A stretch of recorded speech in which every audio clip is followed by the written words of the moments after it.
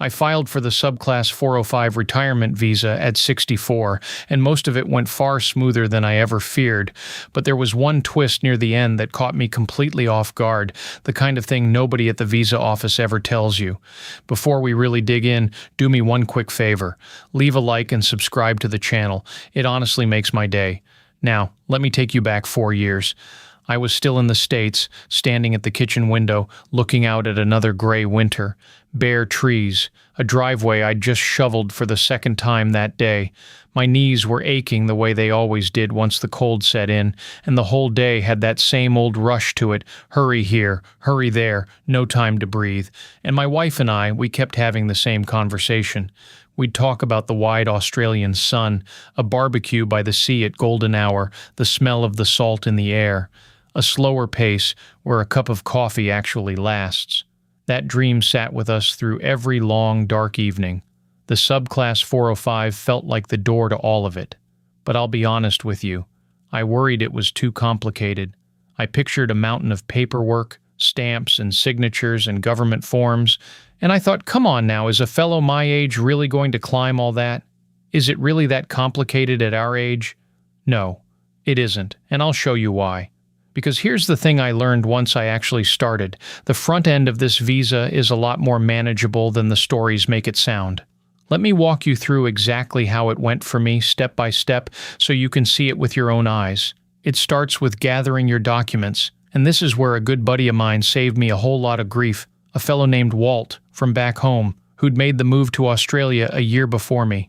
Walt called me up one evening and gave me the single best piece of advice I got through this whole thing. He said, keep one folder with everything in order, every last piece of paper in one place. So that's what I did. Passport, proof of funds, health insurance, police checks, all of it, tucked into one manila folder on the kitchen table. And I can't tell you how much calmer the whole process feels when you're not tearing the house apart looking for one missing letter.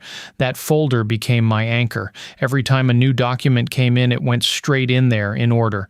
Walt was right about something else too. He said the fear is always bigger than the job. And once I sat down and actually did the work, piece by piece, I felt that fear start to shrink. Then came the part that had me the most nervous going in, the financial requirement. They want to see a settled income, and they want to see the assets you're bringing. And I'll be straight with you, that word, requirement, it sounds heavy when you first read it. I braced myself for weeks of back and forth with the bank. But it wasn't weeks. It was an afternoon. One afternoon at the kitchen table, sorting my bank statements and laying my numbers out clean and clear. Once you've got it organized, you just show them what you've got, plain as day. I remember pouring a second cup of coffee, looking at that tidy pile and thinking, well, that wasn't the monster I made it out to be. After the money side came the medical exam and then the biosecurity side of things. And this, I'll tell you, is my first little surprise for you.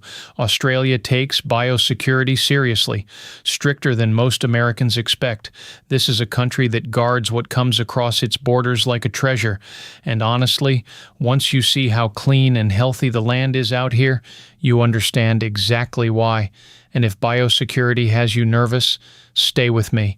It's far more manageable than the stories make it sound.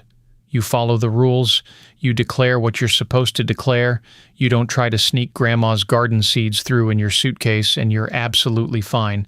A small assignment, nothing more. I got through it without a single headache. But here's what I want to say to you, right here, because this is the honest part. It wasn't the big forms that tripped up the folks I know who struggled with this. It was the small stuff, the details between the lines that nobody bothers to spell out for you at the counter, the little things you only find out once you're standing in the middle of it. And that's exactly why I sat down and put 4 years of doing this the hard way into one place. I called it OnewayGuide. It's the map I wish somebody had handed me before I left the States. It walks you through the Subclass 405 visa, the money side, and the retiree forms, All of it, step by step, so you're never sitting there guessing what comes next. If you want to save yourself the headaches I went through, the link's in the description, or you can scan the code on screen. It's the honest, plain-spoken walkthrough I never had. Alright, so with the folder full, the medical done, the biosecurity handled, everything was moving along nicely. I'd budgeted, I'd planned, I'd checked every box I knew about. That good feeling was starting to settle in, the one where you let yourself believe it's really going to happen. I could almost feel that Australian sun on my face already, and then I hit one line of fine print. Just one. Sitting there quiet in the details, the kind of sentence your eye skips right over the first 3 times you read it. But this one made my heart sink for a moment, because it wasn't about the initial application at all. Everything I'd just done, the folder, the funds, the checks, that was the part I'd been so afraid of, and I'd already gotten through it. No, this was something else. Something about what happens later. Not once at the start, the way I'd assumed, but again and again. A detail nobody had spelled out for me. Not Walt, not the officer at the desk. Nobody. That's the twist the visa office never warns you about, and it's the very thing that scared me most out of this whole journey. So let me tell you exactly what that one line of fine print said. That one line of fine print, it wasn't the initial application at all, the part I'd braced myself for. It was learning that the Subclass 405 ties itself to 2 things you have to keep true. Over and over. You have to keep your health cover in place, and you have to keep meeting those financial thresholds, the settled income and the assets, not just once at the start, tucked away in a folder and forgotten, at each renewal, every single time, and nobody had spelled that out for me. Not the fellow at the counter, not the paperwork. It was buried in the wording, and I only caught it because I read the whole thing twice one evening at the kitchen table, coffee going cold beside me. I'll be honest with you. For a moment, my heart just sank. We'd already committed. In my head, we were as good as gone, sun on our faces, the whole dream. And here was this quiet little sentence that seemed to say, oh, by the way, this isn't a one and done. This is a thing you carry year after year. My first thought was the ugly one. What if this is the catch? What if this is the piece that unravels the whole thing after we've already sold ourselves on it?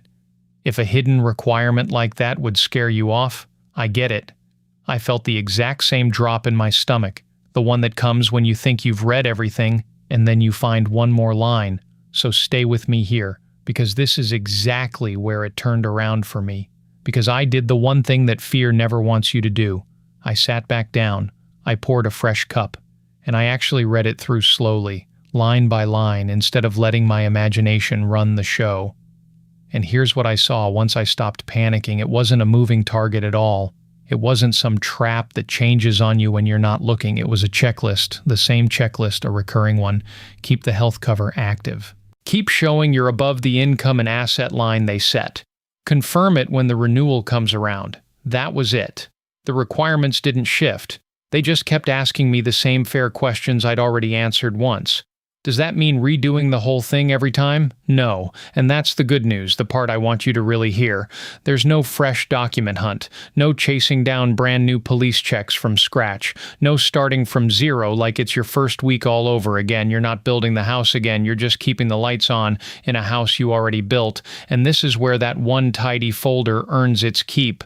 My buddy Walt, the fellow who made the jump a year ahead of me, he told me at the very start, keep one folder with everything in order. Passport, proof of funds, the insurance, the lot. Back then I thought it was just good advice for the application. Turns out it was the whole secret to the renewals too, because when renewal time rolls around, you're not hunting, you're just keeping that same tidy folder current. Swap in the latest statement, confirm the health card's still good. Done. Let me paint you the actual picture, because I think the word renewal sounds a lot heavier than it feels. Once a year, I sit down of a morning, laptop open, checklist on the screen, coffee steaming next to it. I glance at my health cover to make sure it's still active, which of course it is. I look at my bank statements, the ones in Australian dollars, and I confirm I'm sitting comfortably above the thresholds. I tick the boxes, And honestly, the renewals run over a cup of coffee. That's not a figure of speech. That's the length of the whole thing. The kettle doesn't even go cold. That's the twist nobody at the visa office ever tells you. They let you walk out thinking the hard part is behind you and the easy part is ahead, when the truth is gentler than that. The renewal, the thing that made my heart sink, is quieter than the first application ever was. Now let me say a word about that health cover, because I don't want you thinking of it as just another box to tick for the government. It's so much more than that. Solid private coverage out here is the thing that lets me breathe easy. The doctors in Australia are genuinely top-notch, and I mean that. But knowing I'm properly covered means I can walk into any clinic without that knot in my chest, without doing sums in my head about what it'll cost. That peace of mind is worth every dollar. So ask yourself honestly, would you rather guess at your coverage, cross your fingers, hope it holds? Or would you rather have that settled feeling, the one where you just know you're taken care of? I know which one lets me sleep. And it happens to be the same coverage the visa wants me to keep anyway. 2 birds, 1 calm decision. The other half of that renewal is the money side, and I'll be straight with you. That's the part I fussed over the most in the beginning. Meeting a financial threshold sounds intimidating when you're staring at it from the States. Currency you don't quite have a feel for yet.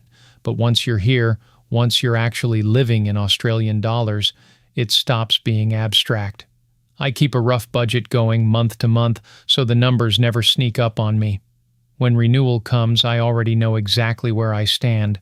There's no scramble, no nasty surprise, because I've been watching it gently all along. And here's a little something I'll come back to, so tuck it away for now.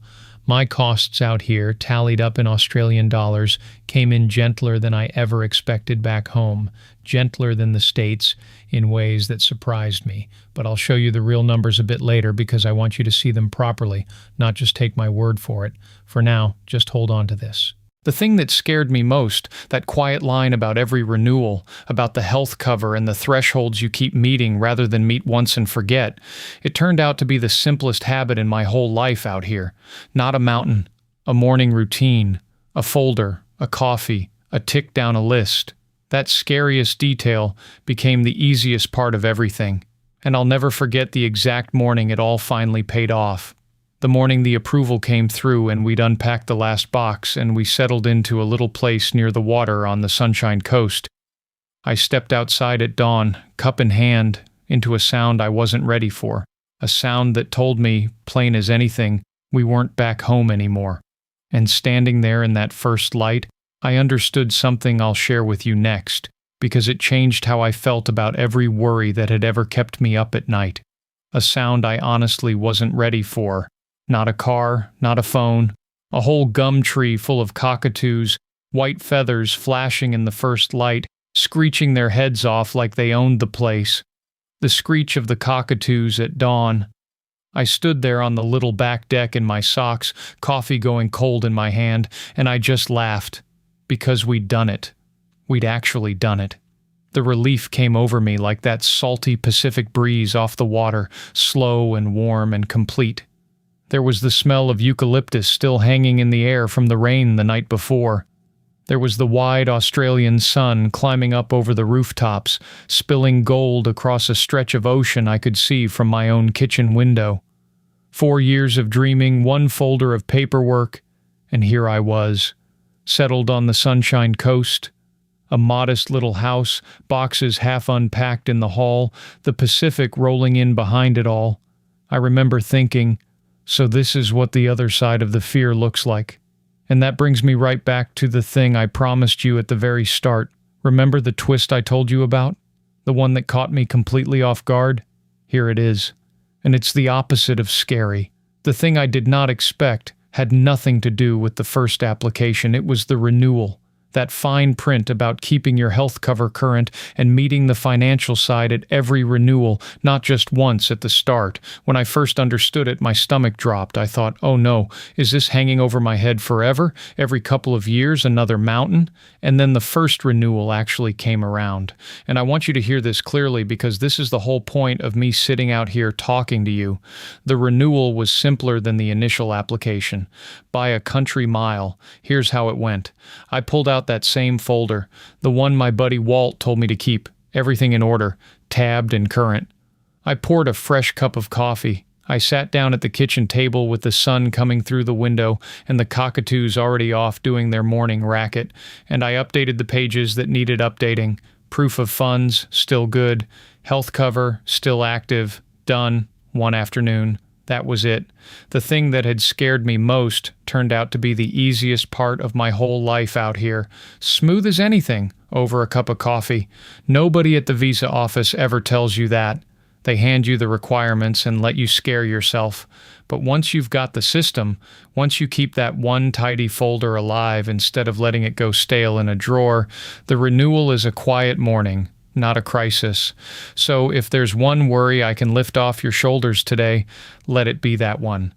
The catch that keeps people up at night is genuinely the gentlest part of the whole thing. Now let me tell you about the money, because I know that's sitting on your mind too. I was braced for a shock. You hear things about Australia being expensive, and out in the remote spots it can be. But for us on the coast, living a normal, quiet life, my costs in Australian dollars came in gentler than back home.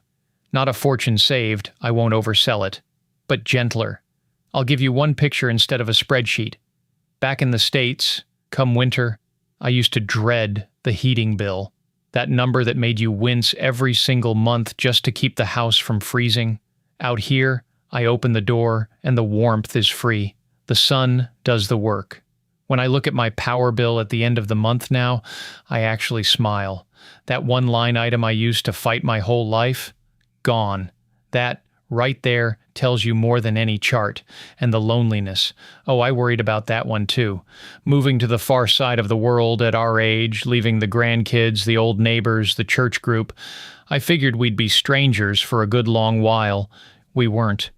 In our very first week, a neighbor named Carol, a lady who's lived here a good 10 years, knocked on the door and had us over for dinner. Just like that. Fresh prawns on the grill, a bottle of something cold, the sun going down over her back deck while she told us which butcher to trust and where the good walking track was. By the time we walked home in the dark, we had our first real friend on this continent. The isolation I'd braced for never showed up. Then there's the peace of mind that money can't quite buy, but a little planning can. Healthcare. A few months in, I needed to see a doctor about a shoulder that had been nagging me. And because I'd sorted the health cover right at the start, right when I filed, there was no scramble, no panic about a bill.